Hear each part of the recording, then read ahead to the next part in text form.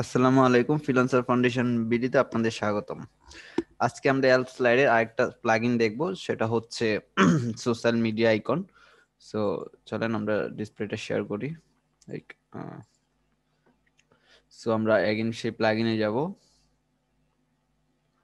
Install plugin, add new, upload plugin, choose a file.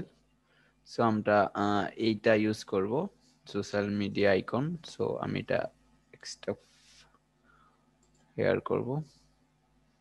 So দেখেন এখানে 3টা file আর নিচের এই ফাইলটা চলে আসছে। ওকে, সো আমি এটা ইউজ করব, সিসি এবং ইনস্টল। একটু রেকর্ডিংটা আচ্ছা ঠিক আছে, ইনস্টল হলো। এবার অ্যাক্টিভ করব। অ্যাক্টিভ করার পর দেখবেন এখানে সেম কন্টাক্ট ফর্ম যেরকম আমরা আগে ক্লাসে দেখিয়েছিলাম, সেম ওই রকম একটা অপশন এখানে চলে আসবে, যেটা সোশ্যাল মিডিয়া আইকন নামে।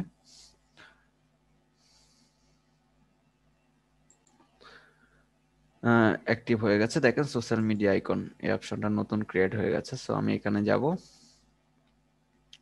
এবং এটা আমি আগে ক্রিয়েট করা ছিল, আমি এটা রেজিস্টার করবো এবং ক্রিয়েট এ উইজেট, এখানে একটা নাম দিলাম আমরা সোশ্যাল মিডিয়া।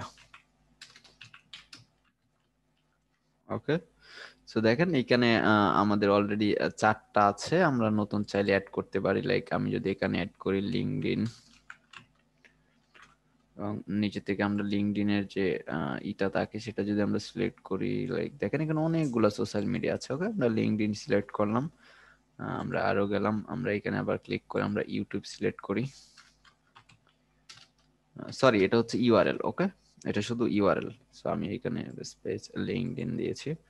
সো এখানে আমি আমার লিঙ্কডইন এর অ্যাকাউন্ট দিতে পারি, যা ইচ্ছা আপনার তাই দিতে পারেন। ওকে, সো হ্যাশ দিয়ে রাখলাম এবং এখানে গেলাম এবং এখানে জায়গায় হ্যাশটা দিলাম এবং এখানে ইউটিউবটা সিলেক্ট করে দিলাম। ওকে, সো আমি যদি যাই, এখানে দেখেন অনেকগুলো সোশ্যাল মিডিয়া আছে। এখানে ফেসবুক মেসেঞ্জার আছে, সো গুগল প্লাস, আমরা নিচে যাই আবারও, দেখেন উপরে টুইটার, ইউটিউব।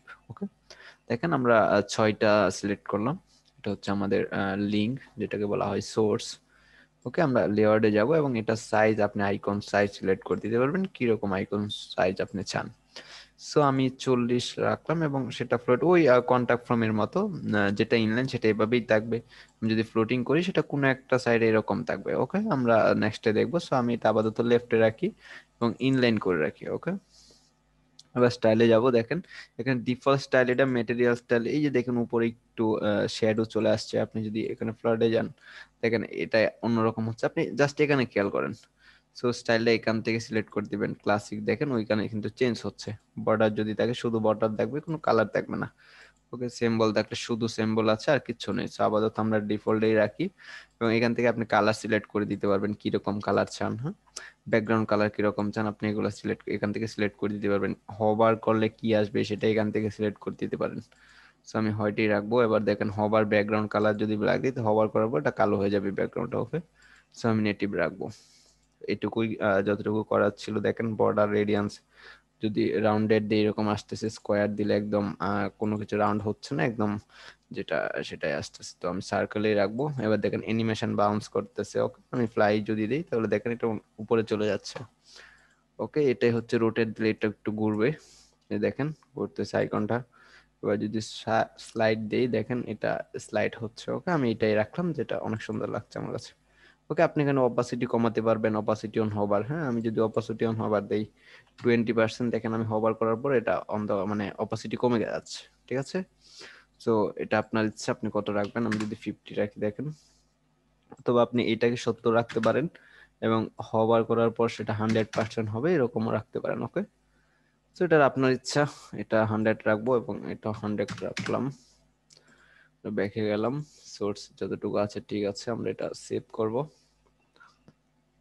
এখান থেকে শর্টকাটটা কপি করব, আমরা সেই এলিমেন্টরে যাব এবং এখানে সেম আমরা আরেকটা সেকশন নিব এরকম, এবং এখানে আমরা লিখলাম যে শর্টকাট উইজেট। ওকে, শর্টকাটটা এখানে ড্র্যাগ করে নিয়ে আসলাম এবং এখানে আমরা শর্টকাটটা বসে দিব এবং আপডেট করলাম।